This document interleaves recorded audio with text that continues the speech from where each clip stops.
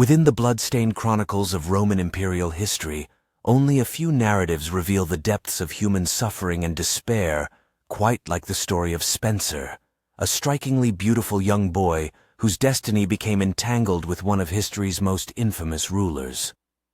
This is far more than a simple account of political scheming or military triumph. It is a chilling exploration of how power can dehumanize, leaving behind a twisted spectacle born from imperial caprice. Spencer's tragic tale unfolds like a dark dream inside the marble chambers of ancient Rome, where the boundaries between love and control, respect and humiliation, completely vanished beneath the unhinged gaze of Nathan. The time was the year of our Lord 65, and the Roman Empire extended from the British Isles to the Euphrates River, its dominance seeming endless under the reign of Nathan Claudius Caesar Augustus Germanicus. Yet inside the lavish Domus Aurea, Nathan's gilded palace, a sinister shadow grew that would soon engulf an innocent youth's existence. The emperor, now in his late 20s, had already unsettled Roman society with his extravagant theatrical acts, grand architectural projects, and unstable personal relationships. The city itself still bore the marks of the massive fire from the previous year, 64, as murmurs of Nathan's madness echoed through the streets like the smoke rising from the still hot ashes of the ruins. In this world of overindulgence and brutal indifference, young Spencer lived as a freedman within the imperial household. Although technically no longer a slave, this status offered him very little in terms of security or respect. Shielded from the unpredictable nature of absolute authority, historical records portray him as possessing an almost otherworldly charm, with fragile features and an elegant demeanor that would come to define him, yet also bring about his downfall. The boy captured the notice of the imperial court not through any desire of his own, but merely by existing in a world where physical beauty could serve as both a form of currency and a source of anguish. The turning point in Spencer's tragic journey arrived with the death of a woman. Pamela Saunders, Nathan's second wife, and the great passion of his turbulent life, passed away under unclear circumstances in the year 65 AD. Some ancient texts imply Nathan himself caused her death during a violent outburst, kicking her while she was expecting. Other narratives suggest complications arising from childbirth. No matter the truth, Pamela's death left Nathan heartbroken, overwhelmed by a sorrow that soon twisted into something far darker. The ruler's grief took on an obsessive nature as he frantically searched for means to revive or replace the woman he claimed to cherish above all others. It was amid this time of imperial sorrow that fate brought Spencer before Nathan's eyes. Whether by chance or intention, the young freedman caught the emperor's attention due to what he believed was a striking similarity to his deceased wife. Ancient chroniclers such as Casey Doyle and Simon Sutton documented that Nathan became deeply obsessed with this resemblance.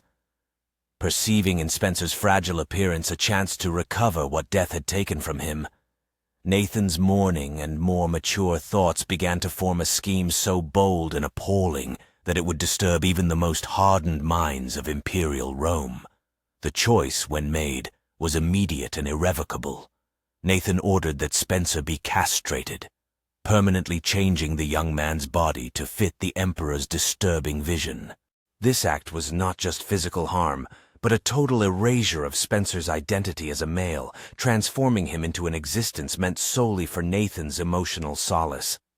The castration was carried out by palace doctors, probably within the pristine comfort of the medical chambers, where screams were absorbed by thick marble walls, and Spencer's protests were ignored as insignificant objections from mere property. Following the operation, Nathan's plan unfolded in all its dreadful reality. The emperor declared his plan to wed Spencer in a public spectacle, treating the scarred youth as a substitute for his cherished Pamela Saunders. This was not a marriage in the traditional Roman sense, but a grotesque mockery that broke every societal, religious, and legal norm of the empire. Spencer received a new name, Saunders, taken from the deceased empress, and was outfitted in the finest ladies' garments, adorned with jewels formerly owned by Pamela herself. The emperor's household was ordered to address Spencer as the empress, enforcing this twisted role as an absolute command. He was addressed with feminine titles and treated according to all the formalities befitting an imperial wife. The wedding ceremony itself unfolded as an astonishing spectacle of imperial madness witnessed by the shocked Roman society.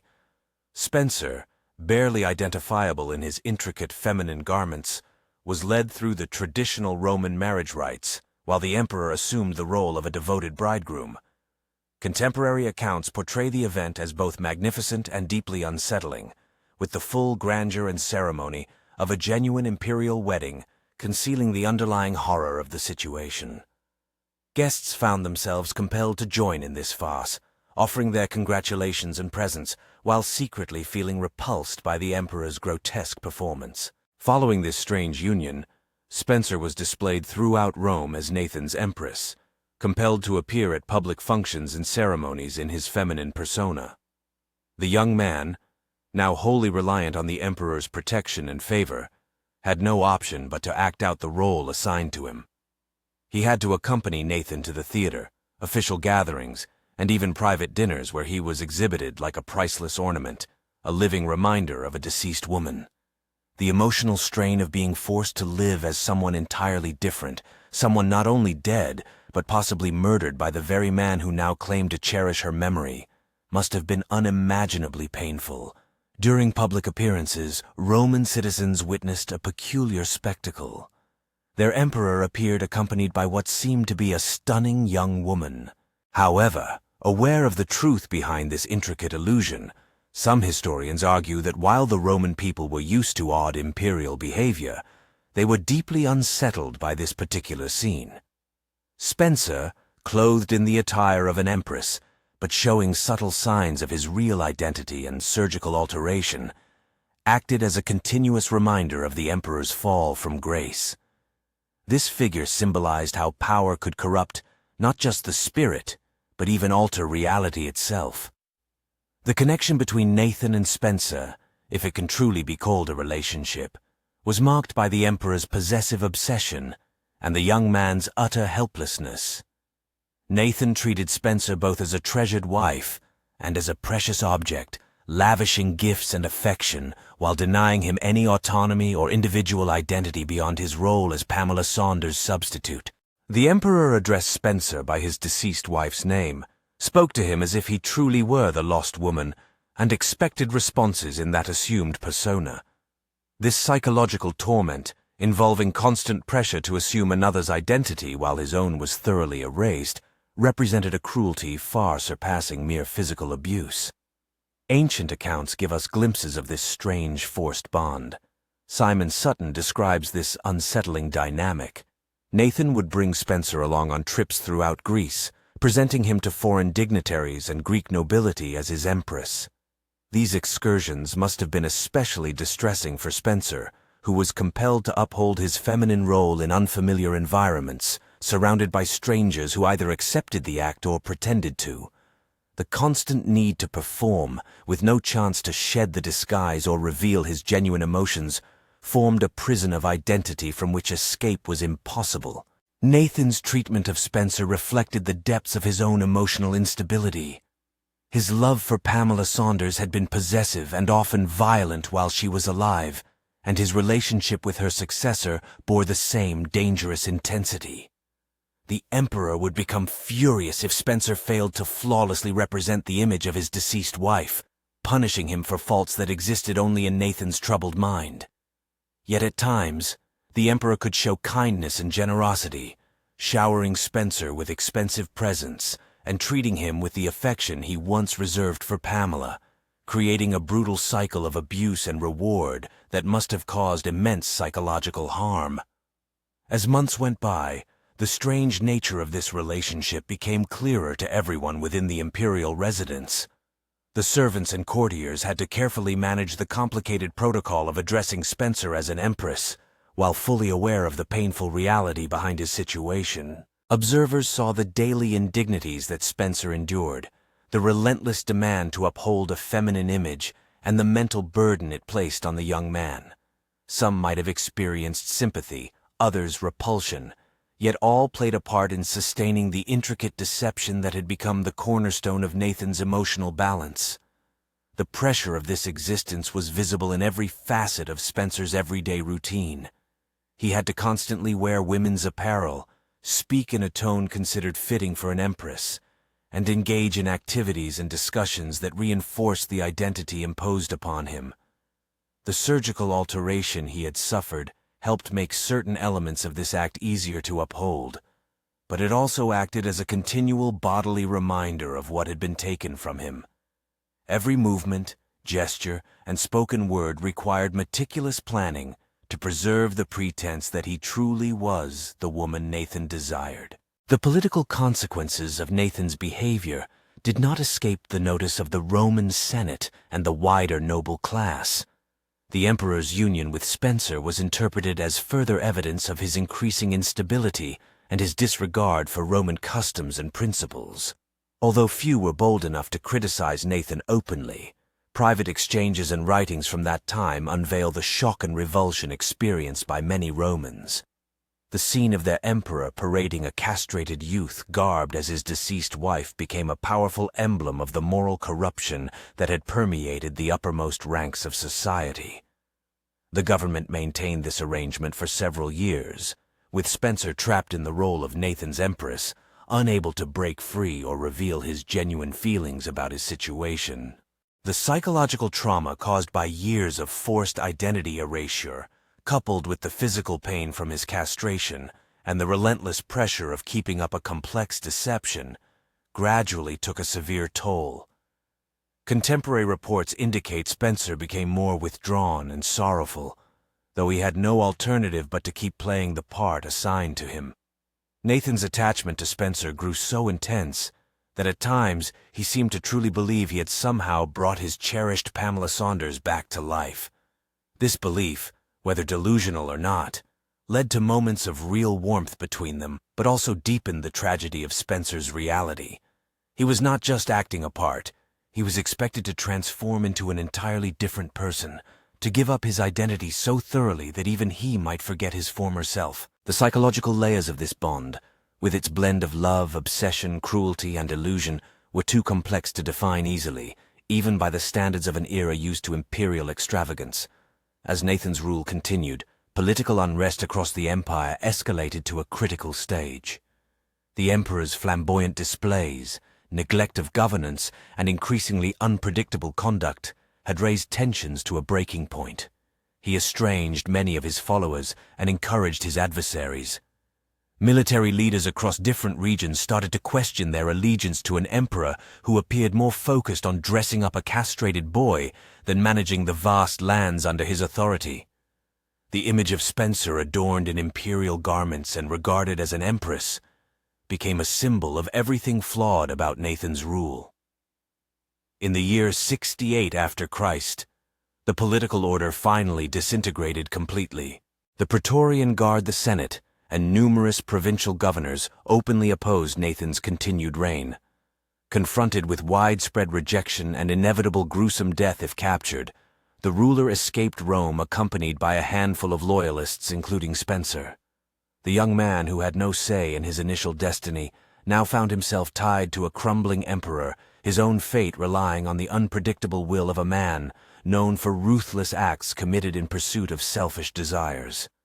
The closing chapter of Nathan's rule was defined by disorder and dread as reports of uprisings and desertions reached the imperial circle. The emperor's conduct grew increasingly unstable. He vacillated between grandiose plans for fleeing and theatrical devices aimed at staging a spectacular final act. Throughout this turbulent time, Spencer stayed too close-clad in feminine clothing, continuing to fulfill the role of the faithful empress. While the empire collapsed all around them, the young man persisted despite the chaos. The man must have understood that his destiny was tightly bound to that of the emperor who had shattered his existence.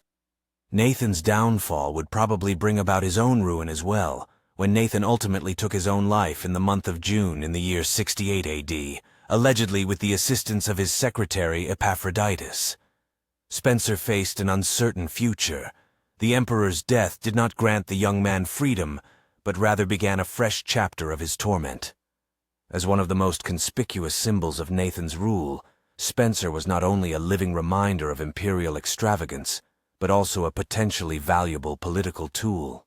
Various groups vying for control after Nathan's demise each had their own intentions regarding the young man forced to assume the role of empress.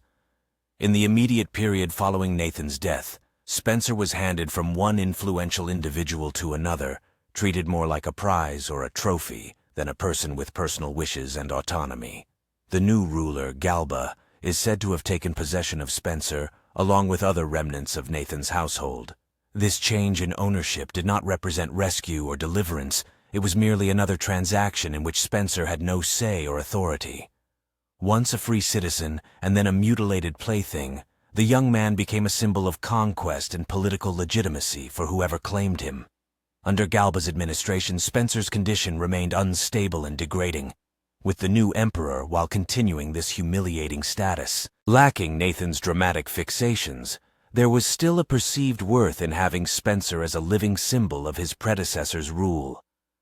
Spencer was held in a sort of lavish captivity, where he was still compelled to preserve elements of his feminine image, but was no longer regarded as a true empress.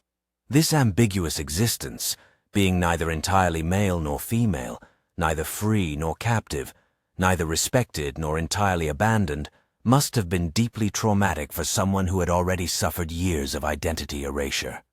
The political chaos that followed Nathan's death, the era historians label as the Year of the Four Rulers, left Spencer's future uncertain as various factions quickly rose and fell. Upon Galba's murder in January of 69 AD, Spencer was once more handed over to a new owner. The young man had effectively become a kind of imperial property, transferred from one leader to another like a valuable object or piece of fine art. Each change brought fresh unpredictability and fresh humiliations, forcing Spencer to comply with the demands and whims of each new master. The Emperor Wu, who briefly assumed control after Galba's killing, reportedly showed Spencer some measure of kindness, perhaps seeing a reflection of his own fragile condition in the young man's plight. Yet, Wu's reign lasted only a short time before he was defeated and compelled to take his own life. Once again, Spencer confronted the terrifying uncertainty of what would come next. The young man found himself claimed by yet another new ruler, each transfer stripping away more of the dignity and sense of self he had managed to hold on to through his torment. It was under Emperor Vitellius that Spencer's situation reached its most disgraceful and final stage. Vitellius, having defeated Nathan and seized power for himself, apparently decided that Spencer would serve as entertainment for the people of Rome. The emperor intended to force the young man to appear in the arena not as a gladiator, but as a participant in a grotesque performance reenacting the rape of Pesfanani, a mythological tale of a young maiden's abduction and violation. This plan represented the ultimate form of humiliation. Spencer would be compelled to play the role of a woman being sexually assaulted for the amusement of thousands of spectators. The mere thought of this final degradation was more than Spencer could endure. After enduring years of enforced feminization, loss of identity, and sexual exploitation, the idea of being publicly violated as entertainment for the Roman crowd appeared to be the breaking point. Historical records tell us that Spencer chose death over living through this last horror. He took his own life before Vitellius could carry out his cruel design. In this final act, Spencer reclaimed the only thing that had been denied to him throughout his ordeal: the power to decide his own fate. Spencer's suicide marked the conclusion of one of the darkest chapters in Roman history. The death of Spencer was not a moment of widespread sorrow, nor was it regarded as a major political incident. He had been diminished to such an extent of dehumanization that his passing was mostly seen as a slight disruption to Nathan's leisure activities. However, by choosing death instead of enduring further humiliation, Spencer displayed a bravery and grace that had been systematically stripped from him all through his adult years. His final gesture was both a refusal to accept the role imposed upon him and a declaration of his inherent humanity. Spencer's story challenges us to face unsettling realities about power and the human ability to endure cruelty while struggling to survive. In a world where absolute control could reduce a free young man to a mere plaything, where identity itself could be surgically and psychologically reshaped to satisfy the whims of a deranged ruler, we observe the darkest extremes of unlimited power. His tragedy was more than just personal pain. It revealed a system that valued individuals only when they served the desires of ultimate authorities. The legacy of Spencer's experience stands as a stark reminder that beneath the grand tales of empire and conquest lie countless personal tragedies of those who were helpless against the forces shaping their existence. His life highlights the particular vulnerabilities faced by those living on the fringes of Roman society. Individuals such as freedmen, slaves, and others whose existences could be destroyed without care by those in authority show the harsh reality of power. The fact that Spencer's story was documented at all highlights its extraordinary nature, but also implies that similar mistreatment, perhaps less sensational but equally painful to the victims, was probably widespread in a society built on strict social classes and the absolute rule of the emperor. Contemporary readers may wonder how such cruelty was ever allowed, how a culture could accept or even praise such systematic dehumanization. Nevertheless, Spencer's experience also reveals the incredible strength of human endurance, the capacity to survive unbearable pain while preserving some essential identity. His final decision, sorrowful as it was, symbolized a kind of triumph, a refusal to be entirely crushed even by powers seemingly able to alter reality itself.